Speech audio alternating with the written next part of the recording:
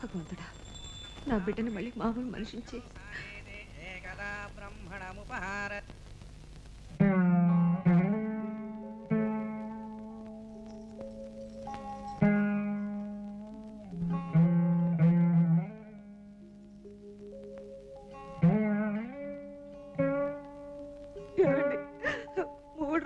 ఇదే వరసండి. పులకడు పలకడు భోజనానికి రారా అంటే అమ్మా నేను ఇంకా భోజనం చేయలేదా అంటున్నాడు. నాకెందుకు భయం భయంగా ఉందండి. బావా, నాకు ఒకటి అనిపిస్తోంది, అన్నమయ్యకి ఏమన్నా పనులు పురమాయిస్తే ఈ స్థితి నుంచి కాస్త కోలుకుంటాడేమో అని. నన్ను అడిగితే మీ 50 ఏళ్ల జీవితంలో మొట్టమొదటిసారిగా ఓ మంచి ముక్క చెప్పారు.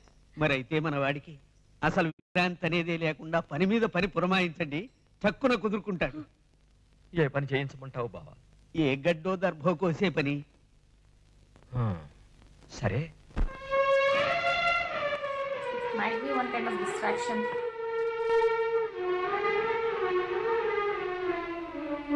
నాయనా అన్నమయ్య, అడవికి వెళ్ళి గడ్డి అదే దర్భ ఒక పెద్ద మోపు కోసుకొని ఇంటికి రా.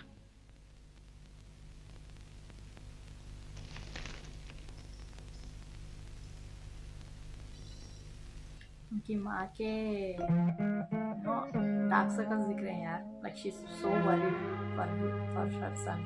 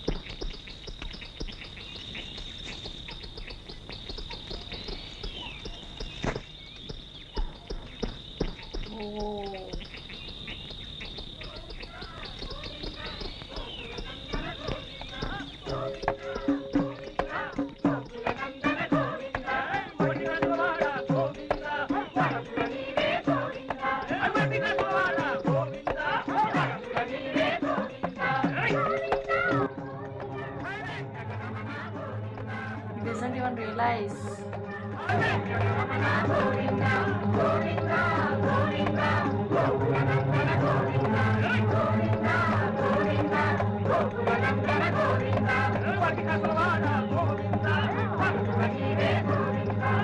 क्या सोच रहे हैं?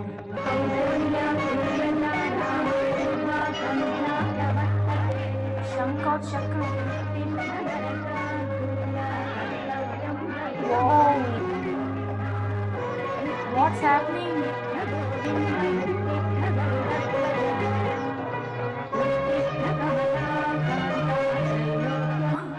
भगवान शायद इंडिकेशंस देख रहे हैं, दे रहे हैं ताकि वो उनके साथ चले जाए.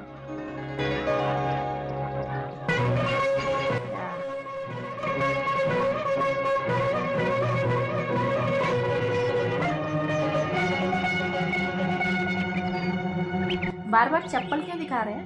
लाइक घर के पास जब पहना क्लियरली वो क्लोजर किया गया है. అలాగే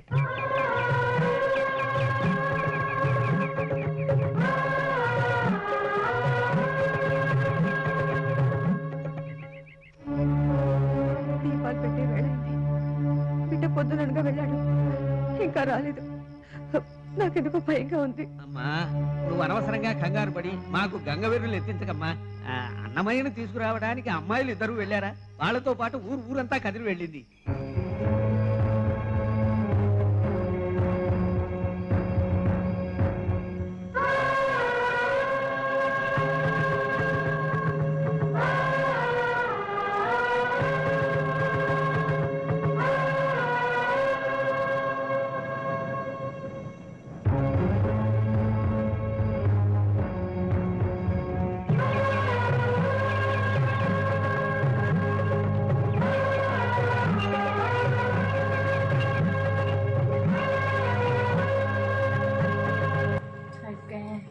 खाना.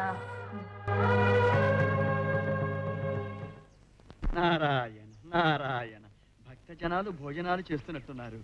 నువ్వు నారాయణ నారాయణ అంటుంటే దీనికోసం వచ్చినట్టు అర్థమవుతున్నదిలే. నారాయణ, నా సంగతి సరే, మీతో పాటు వచ్చిన ఆయన్ని వదిలేసి మీరే కానిస్తున్నట్టున్నారే నారాయణ.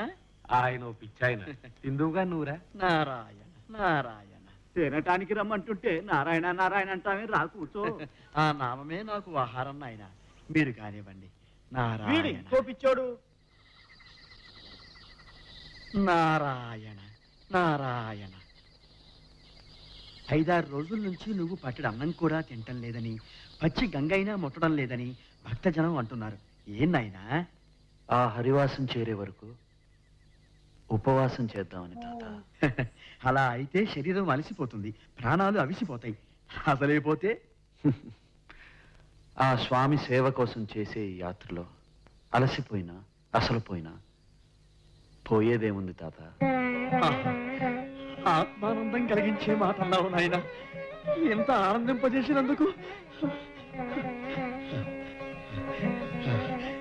ఏందా తీసుకో.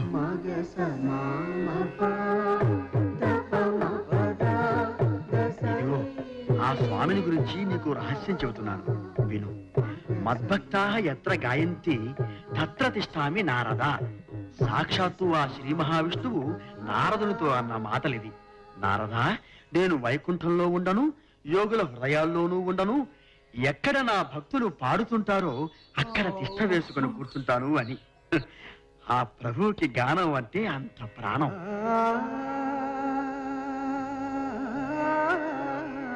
నాయనా, ఆ గానానికి నువ్వు ప్రాణం పోయాలి. పాటలతో పరమపదానికి బాటలు వేయాలి. శ్రీనివాస కృపా కటాక్ష సిద్ధిరస్తు.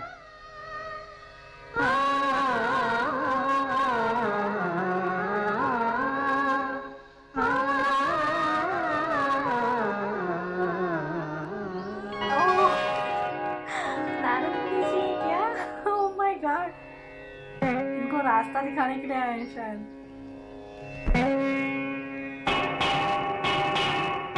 वीडियो कैसा लगा कमेंट्स में जरूर लिख के भेज दीजिएगा. लाइक शेयर सब्सक्राइब करना मत भूलिएगा. फिर मिलते हैं अगले लेक्चर में. तब तक के लिए बाय.